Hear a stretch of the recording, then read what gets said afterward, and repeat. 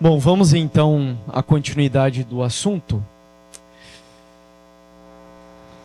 Na primeira parte, nós então concluímos e vimos por vários exemplos que a glória de Deus é o caráter e que quando Deus nos desafia a darmos glórias a Ele, que isso significa refletir o caráter de Deus, os atributos imanentes, aqueles que são comunicáveis aos seres humanos. E agora nós vamos então procurar entender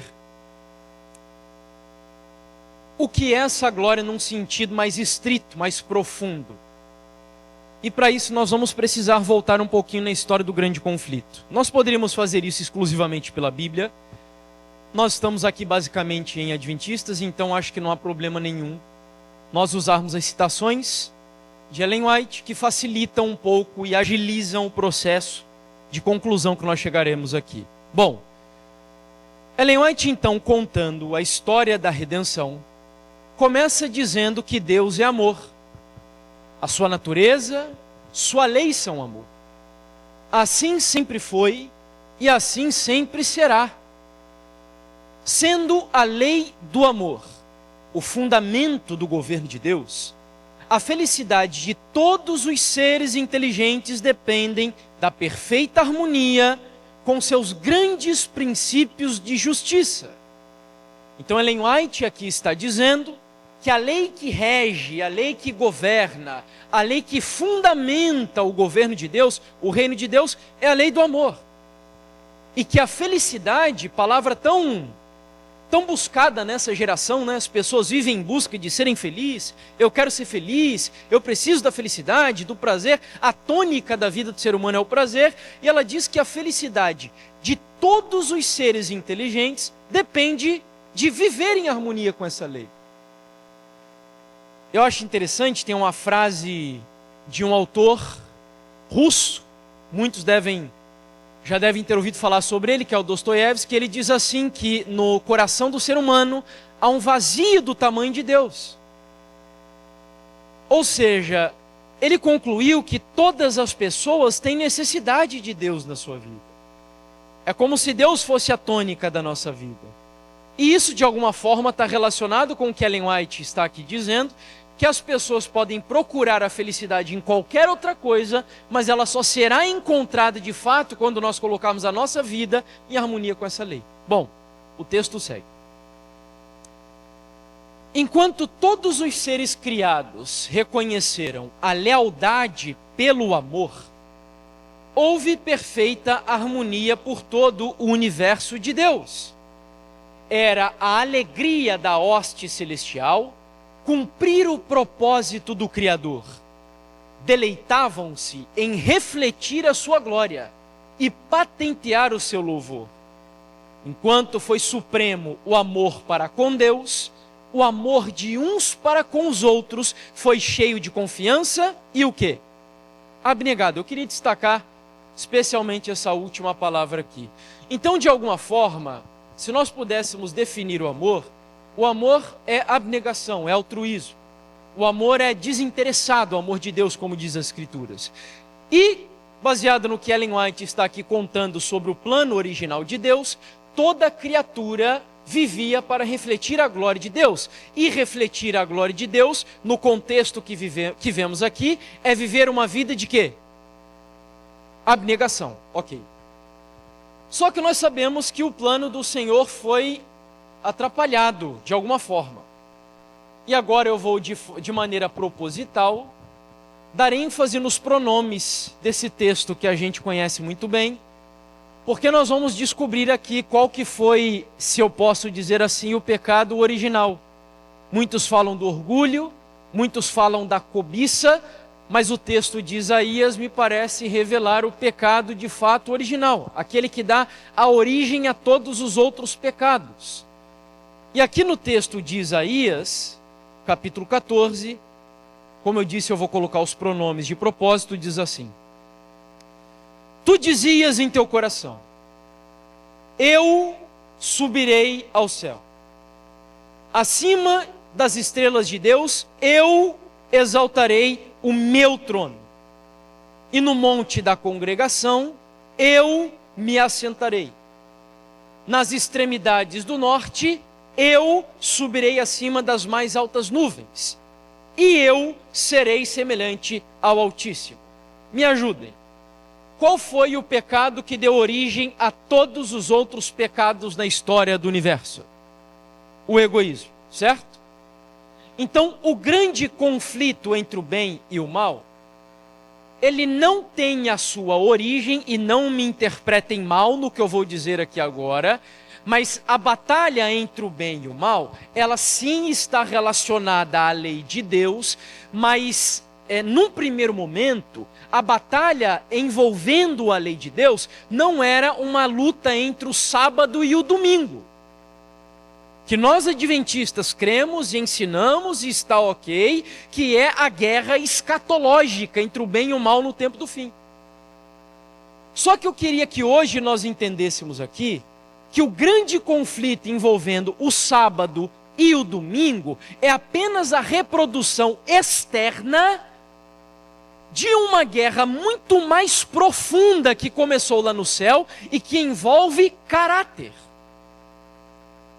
Onde nós temos um Deus que é abnegado, um Deus que é altruísta, um Deus cuja glória dele é dar, e nós vamos ler aqui agora, e uma das suas criaturas rompe com esse circuito, manifestando um caráter de quê?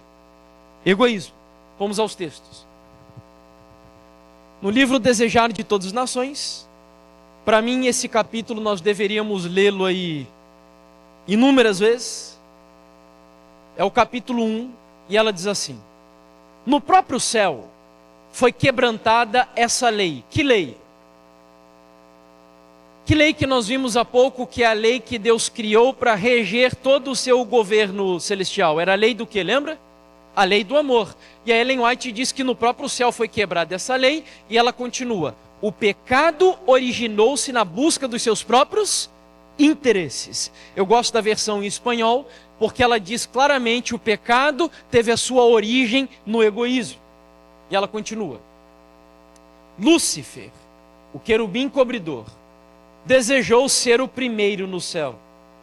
Procurou dominar os seres celestes, afastá-los de seu Criador e receber-lhes ele próprio as homenagens.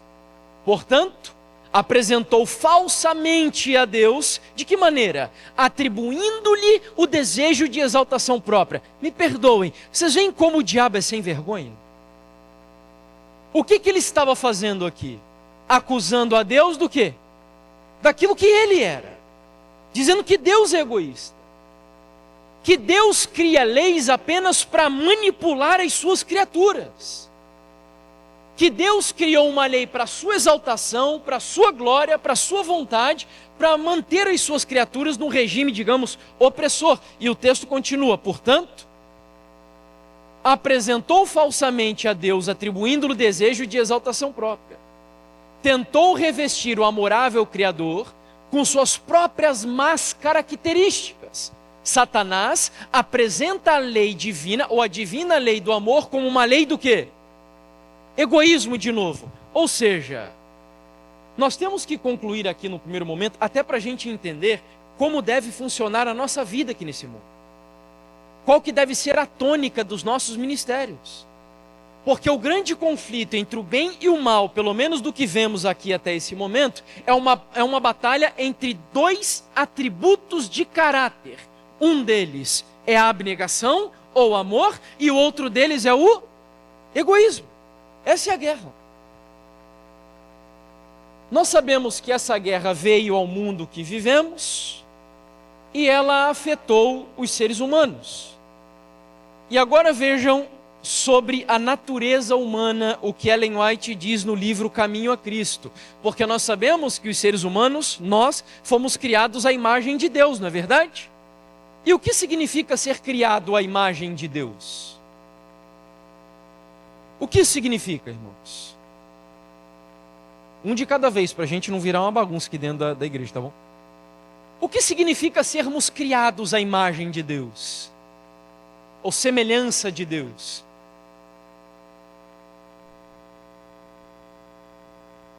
Certo? De alguma forma, no aspecto substancial físico, há alguma semelhança com o Senhor. Não sabemos até onde essa semelhança vai, porque semelhança não é igualdade. No caráter também havia semelhanças. O ser humano reproduzia quem Deus é.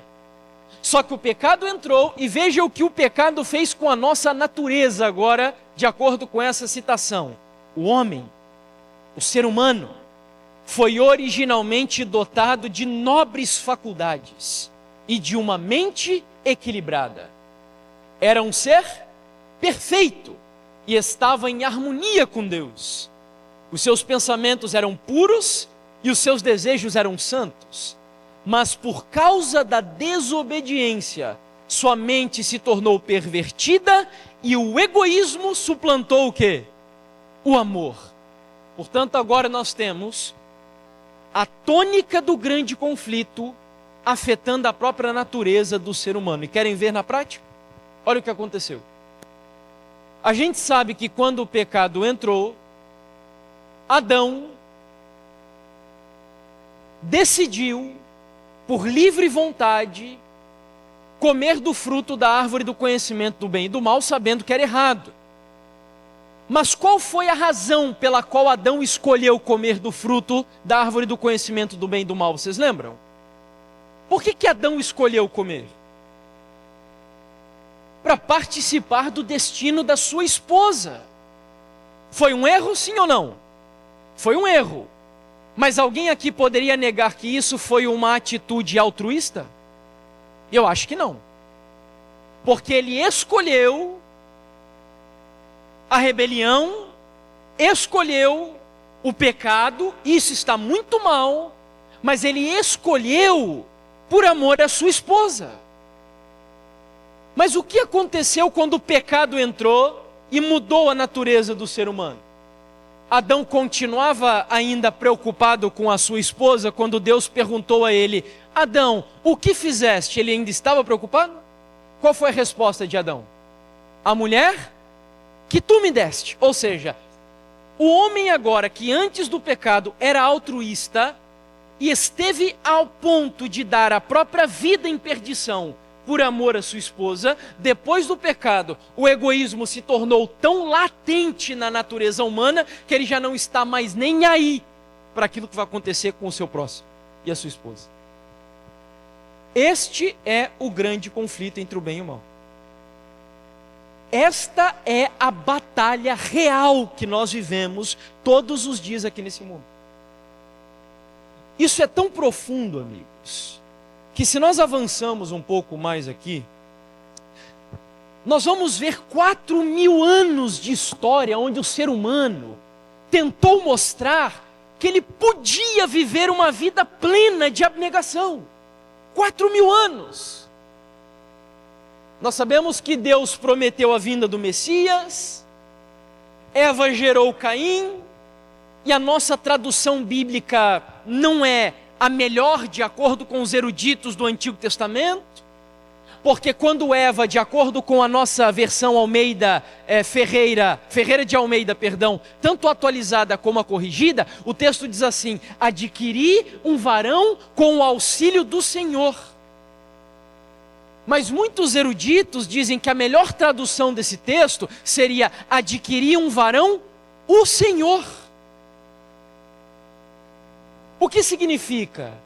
Que Eva e Adão, e Ellen White concorda com esse ponto de vista, acreditavam que Caim fosse o Messias. No entanto, mal sabiam eles que 4.000 anos de tentativas e erros iriam se passar. Elias tentou, Daniel tentou, Josué tentou, Moisés tentou, homens e mulheres de Deus tentaram e não conseguiram. E não conseguiram. 4.000 anos de história. Me toca o coração quando eu vejo o relato de Eva, porque você sabe que Adão viveu quase até o dilúvio. O relato de Eva não, de Ellen White. E ela diz que, sabe qual foi a primeira vez que Adão chorou? Triste, profundamente, por ver as consequências do seu pecado no mundo? Sabe qual foi o primeiro ato que fez com que Adão visse ali e doeu no coração dele, sabe qual foi? Uma folha de uma árvore caindo, secando. E hoje o ser humano se tornou tão insensível, não é? Tão insensível que nós estamos muitas vezes vendo pessoas ao nosso lado sofrendo, pessoas padecendo, e a gente se acostumou tanto com o pecado, com a desgraça desse mundo, e não deveria ser assim, porque esse é o grande conflito. Então, voltando aqui, 4.000 anos, até que então, graças a Deus, louvado seja o Senhor, o problema foi resolvido. E como que o problema foi resolvido? 2 Coríntios 4, versículo 6. E a Bíblia vai dizer assim, que nesse mundo entenebrecido, escuro, nublado, eclipsado pelo pecado, porque Deus que disse, das trevas resplandecerá a luz, Ele mesmo resplandeceu em nosso coração, para a iluminação do conhecimento da glória de Deus na face de quem, irmãos? Então agora, 4.000 anos depois, Deus diz, chega, vocês não vão conseguir. Eu descerei, eu resolverei o problema, e eu vou mostrar quem eu sou para esse mundo de pecado, esse mundo egocêntrico, esse mundo falido. Eu vou descer e vou mostrar. 4.000 anos. Quando Jesus veio, Ele só precisou de 33 para mostrar o que para o ser humano? Que Deus é o quê? E Ellen White diz que Jesus passou mais tempo fazendo o quê? Você lembra? Curando do que pregando. Eu sou um pregador, mas eu sei que isso que eu faço aqui não é o mais importante da nossa missão aqui nesse mundo.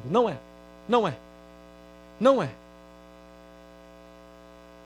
Jesus viveu 33 anos aqui curando, abrindo mão da sua vontade, abrindo mão dos seus deleites, vivendo uma vida de serviço, de abnegação, de incômodo, de insônia, de jejum. Ou seja, Jesus mostrou quem Deus é. E eu acho fenomenal, tem uma frase eu acho que é do Billy Graham, onde ele diz que o maior feito do universo não é o ser humano ter subido da terra para a lua, mas é Deus ter descido do céu para o planeta Terra. Porque Deus precisava mostrar no grande conflito entre o bem e o mal quem Ele é. Alguém aqui já leu o livro Teodiceia do Amor? Publicado pela CPB não faz muito tempo. Irmãos, eu sugiro que leia. Para mim, é a melhor literatura já escrita por um adventista do sétimo dia, mostrando a tônica do grande conflito relacionada com o juízo investigativo e por que nós cremos naquilo que cremos. É espetacular. Sabe quem que é o autor? É o autor da lição da escola sabatina que nós estamos estudando agora. O livro é sensacional. Esse homem foi iluminado para escrever, acho que é John Peckham, se eu não me engano o nome dele. Sensacional. E ele tenta explicar nesse livro por que Deus teve que agir assim. E por que nós estamos esperando ainda tanto tempo nesse mundo, uma vez que o problema do grande conflito parece que foi resolvido no Calvário. Mas nós ainda estamos aqui. E Jesus veio para servir, veio para amar, veio para curar, mas aí agora leiam comigo, e aqui está, no capítulo 1 do Desejado, o parágrafo que foi o que fez um boom, quando a gente estava dentro do trailer. Quando aquele peruano começou a falar sobre esse assunto, e aí ele leu essa citação, foi uma explosão na minha cabeça, irmãos. Porque eu não sei se você sabe, mas sabe qual que é uma das maiores características dos dissidentes da igreja adventista do sétimo dia? Sabe qual que é? É o orgulho. E eu me achava ao máximo. Porque eu pregava, porque eu tinha pessoas que eu liderava, e eu dizia que pastor adventista tudo não presta, que passa um monte de tempo estudando nos seminários, e aquilo não presta para nada. E era assim, o sentimento que eu tinha era um sentimento de repúdio à igreja. E as pessoas sempre viviam me elogiando, dizendo, irmão, você prega bem, você faz isso, você fala aquilo. Então eu era extremamente orgulhoso. Não aceitava que ninguém viesse falar para mim contra a Trindade, ou melhor, contra o antitrinitarianismo. Não, jamais. E o texto diz assim: mas os seres remidos e os não caídos encontrarão na cruz de Cristo sua ciência e o seu cântico. Ver-se-á que a glória que resplandece na face de Jesus Cristo, ou seja, nós acabamos de ler aqui, que Deus iluminou o mundo com o conhecimento da glória dele na face de Cristo. E a pergunta é, o que Jesus resplandeceu na sua face? E aí o texto diz, ver-se-á que a glória que resplandece na face de Jesus Cristo é a glória do que, irmãos? Do amor abnegado. E ela continua, a luz do Calvário se patenteará que a lei do amor que renuncia é a lei da vida para o céu e a terra. Lei da vida. Não para por aí. Que o amor que não busca os seus interesses tem sua fonte no coração de quem? De Deus. É por isso que Moisés foi contemplar a glória de Deus. Você não tem esse amor, eu não tenho esse amor, ninguém aqui tem esse amor. Nenhum de nós. Nós somos naturalmente egoístas. Ellen White, e aqui eu vou usar palavras humanas, o germe do egoísmo corre dentro das nossas veias. A nossa natureza é egoísta. Eu lembro, acho que foi no último DYC, lá no NASP, eu sempre esqueço dessa citação, acho que foi até o Daniel que me ajudou, não lembro, que eu comentei que há um texto no livro Testemunhos para a Igreja, volume 4, um capítulo inteiro onde Ellen White ela contempla a cena do julgamento. E ela vê os pecados dos seres humanos, eu imagino, dentro de uma planilha. E sabe qual que é a célula mãe dessa planilha do Excel? Sabe qual que é o pecado sobre o qual estão todos os outros pecados? Sabe qual que é? O egoísmo. Ela cita, por exemplo, o pecado da intemperança. E ela diz que a intemperança gera problemas sexuais, gera outros pecados na nossa vida. Mas acima da intemperança está o quê? O egoísmo. Você está entendendo a guerra que nós vemos? É uma batalha entre o amor abnegado, entre o altruísmo e o egoísmo. E ela ainda continua. Ora, o pecado manchou a perfeita obra de Deus. Todavia, permanecem os traços da sua mão. Quem mora no campo aqui tem o privilégio de ver esses traços. Ela continua. Mesmo agora, todas as coisas criadas declaram a glória de sua excelência. Olha só, isso daqui me entristece. Não há nada a não ser o coração egoísta do homem que viva para si. Olhando para Jesus, nós vemos que a glória do nosso Deus é o quê? Dar. A glória de Deus é dar.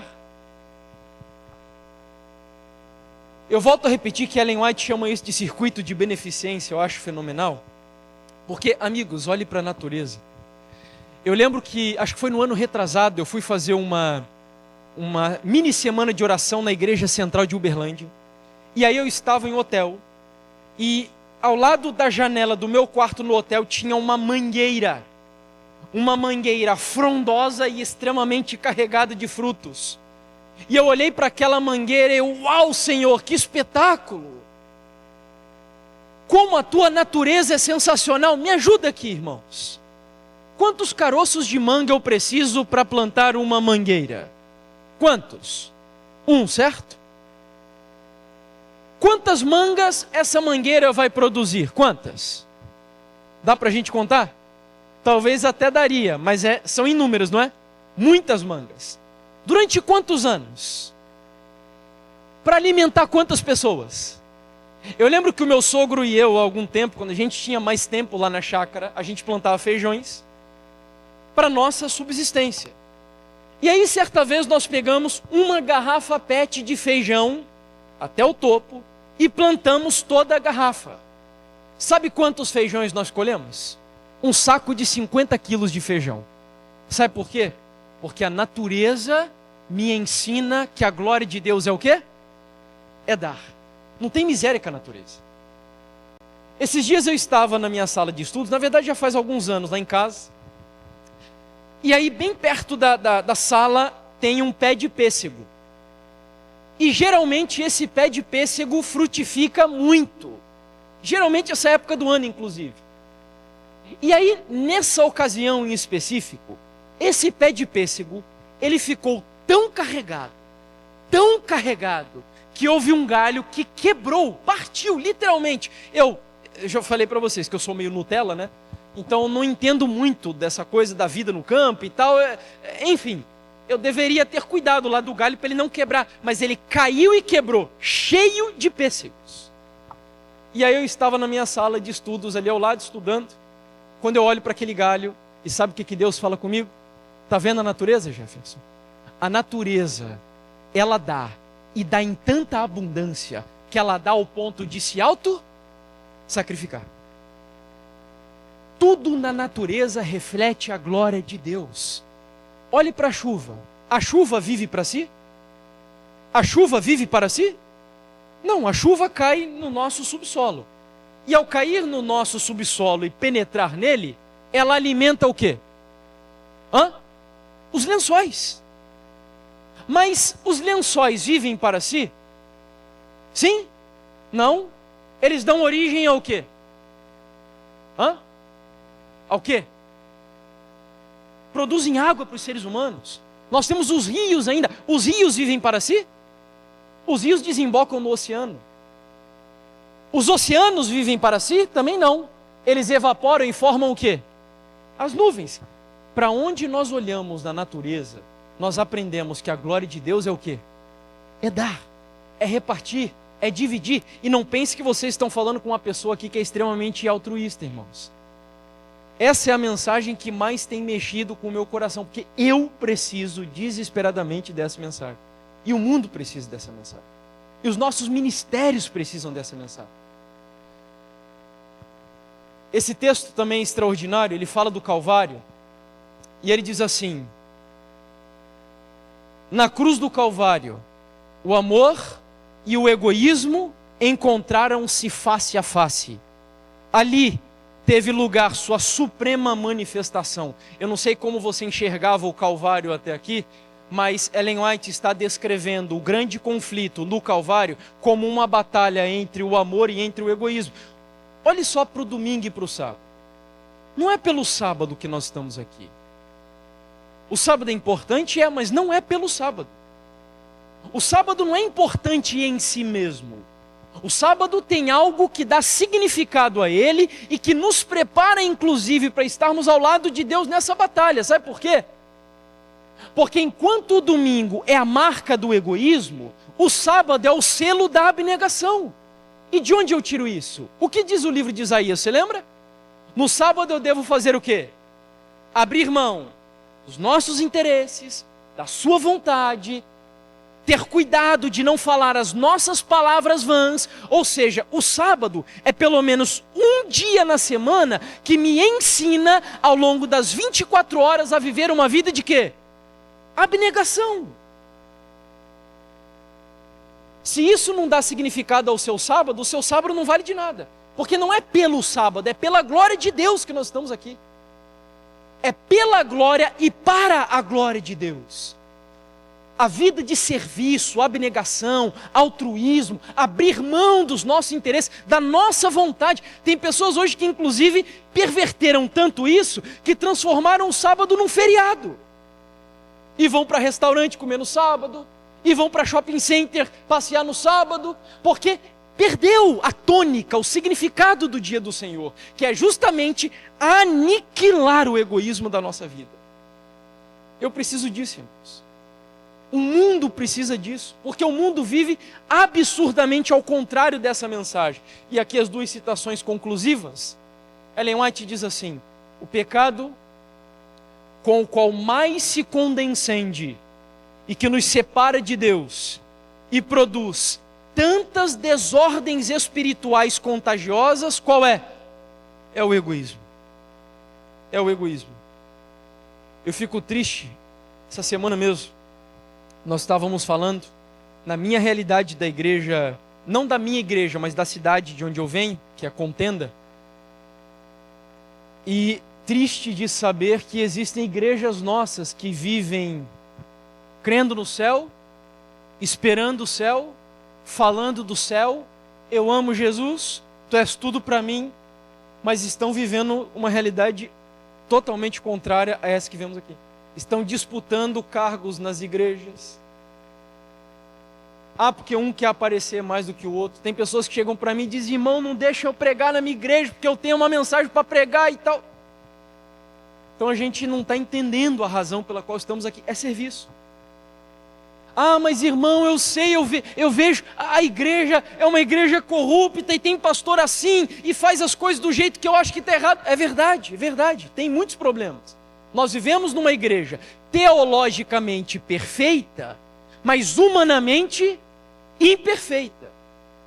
Mas ainda assim eu aprendo que enquanto eu vivo aqui, Deus me chamou por uma razão, e a razão pela qual eu vivo é viver para o quê? Servir. É servir. Servir. Olhe para Elias. Quando Elias desceu do Monte Carmelo e a chuva desceu, ele tinha razão. Ele meteu o dedo na cara de Acabe e disse: tá vendo, seu sem vergonha, eu estava certo? Foi isso que Elias fez? O que Elias fez? Foi correndo descalço na frente do carro de um rei ímpio para levá-lo até Jezreel, que era onde ele vivia. Sabe por quê? Porque Elias entendia que enquanto ele vive aqui, ele vive com um objetivo, e o objetivo da nossa vida qual que é? Servir.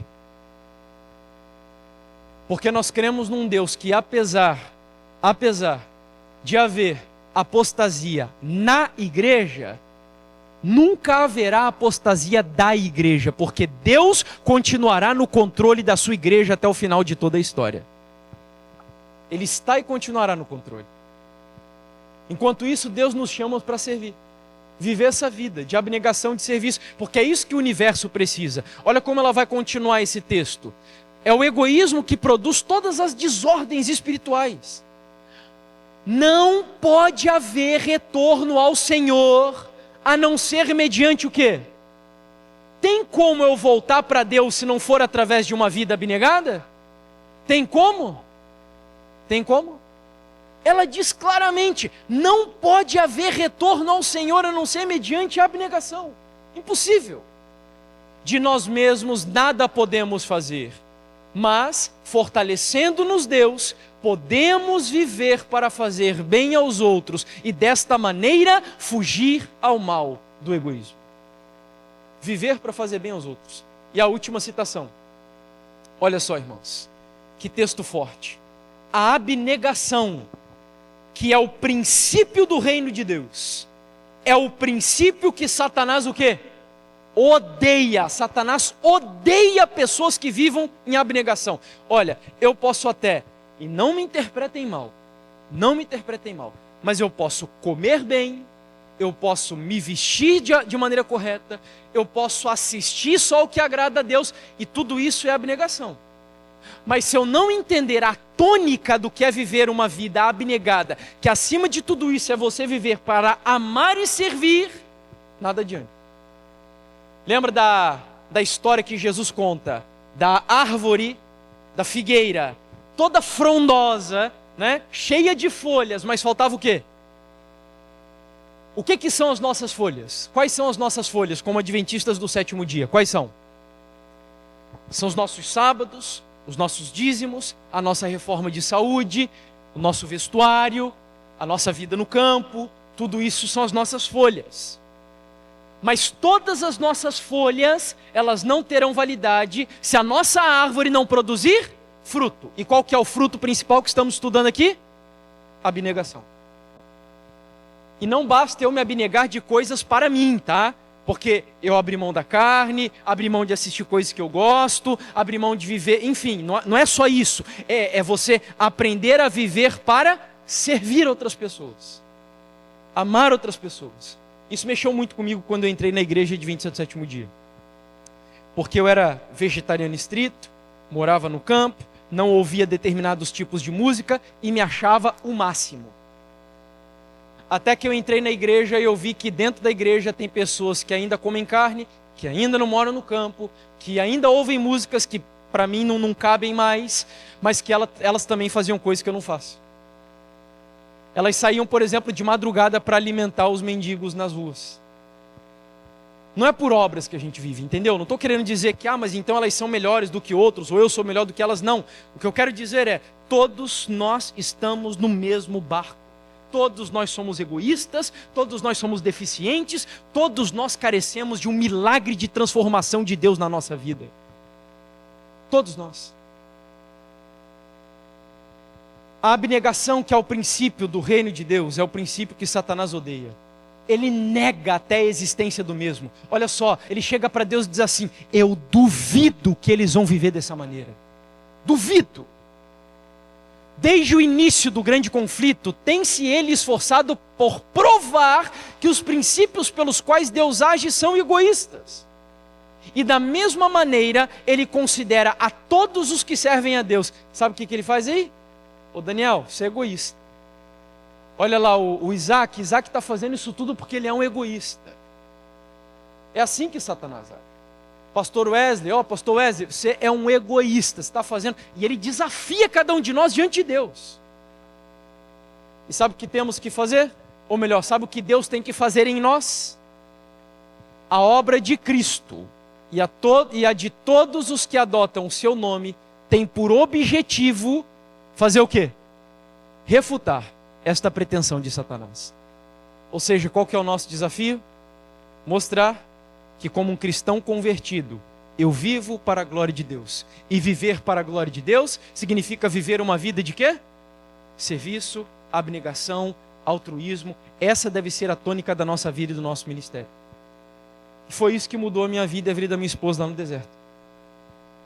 Sabe onde a Bruna começou a ser transformada pelo Senhor? Primeiro que quando nós fomos para lá, nós não levamos nenhum livro. Pelas condições da viagem, as dificuldades que nós teríamos. No trailer, inclusive, onde a gente estava hospedado, nem luz elétrica tinha. Então a gente nem levou o livro para lá. Nós líamos no tablet ou no celular. Só que um livro nós levamos. Foi o único livro. O maior discurso de Cristo. Foi o único livro que a gente levou. E a Bruna tinha comprado um tablet. Nós tínhamos comprado um tablet para ela lá no México. Pagamos mais barato. Só que ela deixou o tablet cair e parou de funcionar. E aí ela se obrigou a ler o livro O Maior Discurso de Cristo. Esse livro começou a falar o coração da Bruna enquanto a minha esposa estava trabalhando na agricultura. E eu lembro que ela compartilhou comigo depois a grande experiência da vida dela enquanto ela estava trabalhando, cuidando de um canteiro de cenoura. Cuidando de um canteiro de cenoura. Porque ao ouvir essa mensagem e entender que aquela sementinha que ela plantou ali no canteiro, para que ela frutificasse, o que precisava acontecer com a semente? Ela tinha que se esconder, ela tinha que morrer, ela tinha que abrir mão da sua vida para que Deus gerasse uma vida nova e frutificasse aquilo que Deus esperava através daquela semente.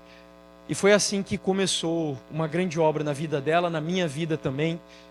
Essa mensagem mexeu muito com o nosso coração. Nós entendemos, Deus, o Senhor nos trouxe aqui, não foi para estudar teologia, não foi para estudar nutrição, o Senhor nos trouxe aqui por uma razão, é para estraçalhar o nosso coração, é arrebentar com o nosso orgulho, é nos ensinar a viver para servir, é nos ensinar a entender que nós não estamos nesse ministério, nessa obra, para fazer a nossa vontade, o que a gente acha melhor, não.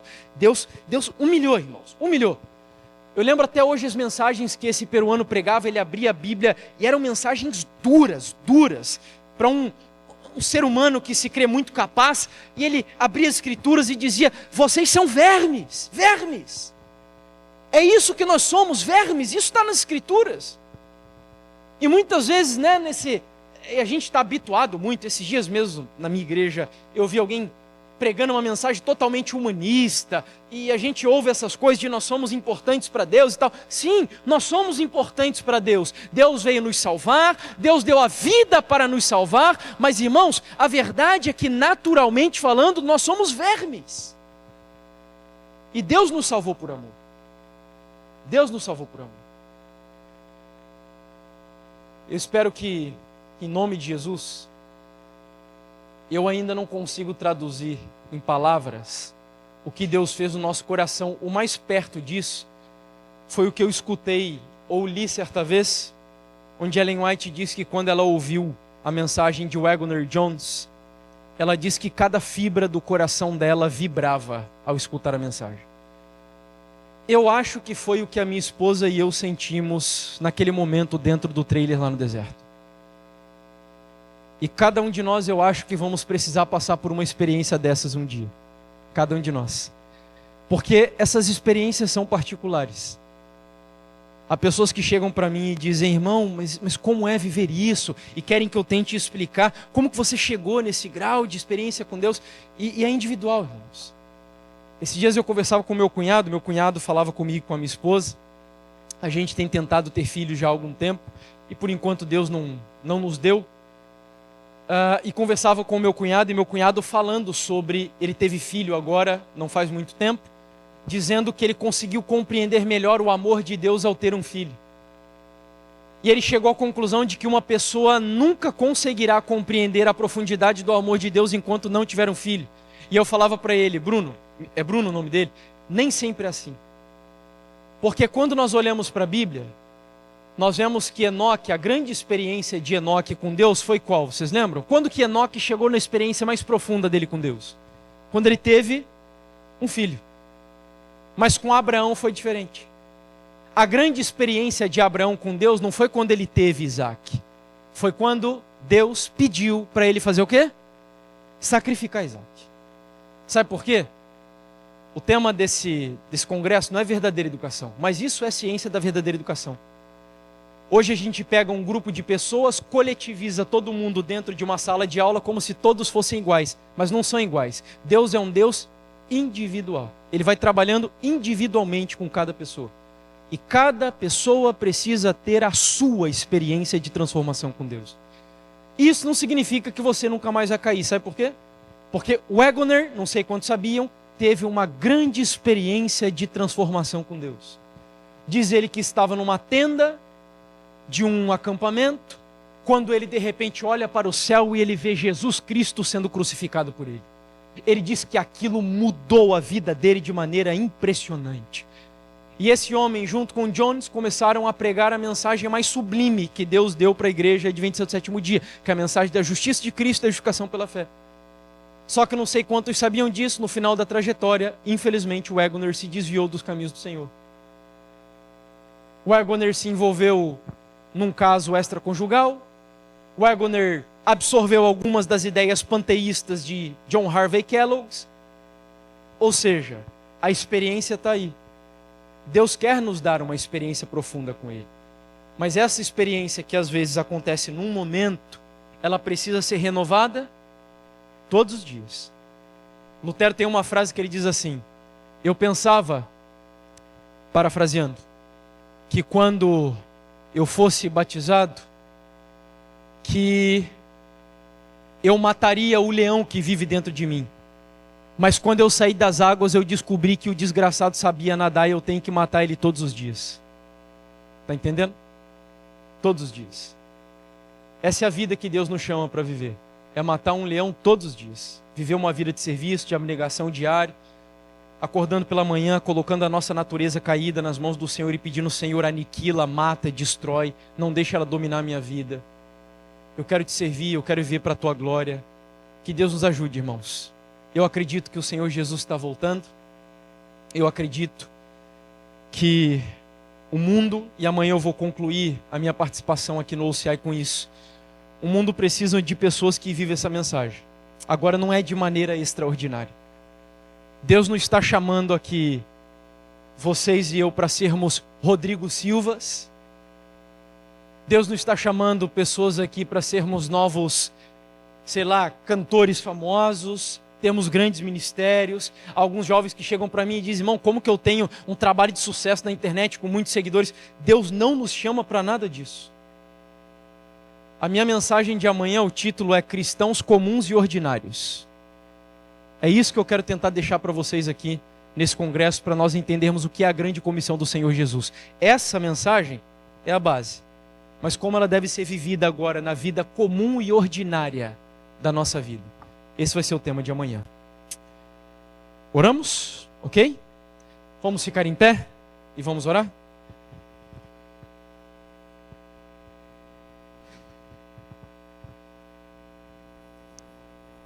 Querido Deus e Pai,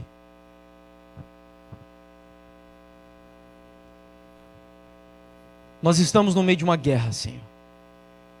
Uma guerra entre o bem e o mal.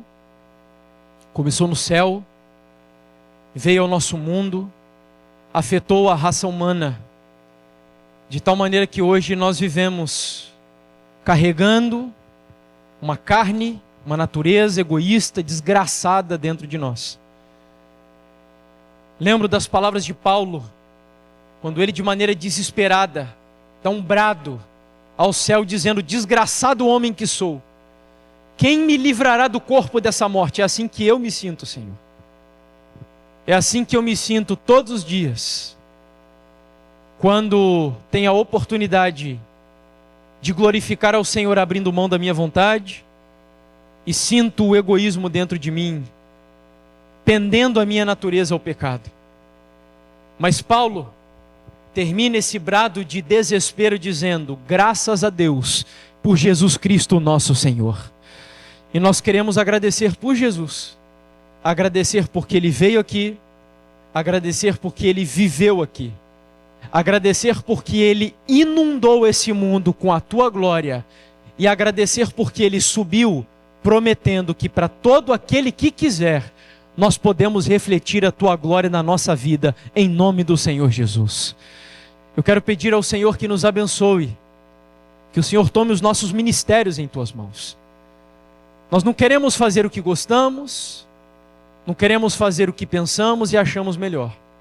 Nós queremos nesses ministérios fazer aquilo que agrada ao Senhor, aquilo que melhor servirá às pessoas e aquilo que mais bem refletirá o Teu caráter na nossa vida. Ajuda-nos, Senhor. Ajuda-nos para que os nossos ministérios tenham êxito, que os nossos ministérios prosperem, Deus. Que na verdade nós não tenhamos ministérios próprios. Nós queremos que o Senhor cumpra o Teu ministério em nossa vida e através da nossa vida pelo poder do Espírito Santo. Dá-nos a Tua bênção. Que o Senhor nos despeça agora na Tua paz e continue usando a vida de cada palestrante, de cada seminarista nesse congresso para falar aos nossos corações de tal maneira que saiamos daqui com o desejo e dispostos a, em nome de Jesus, iluminar o mundo com a glória do Senhor. Essa é a nossa oração por Jesus Cristo, nosso Salvador. Amém, Deus.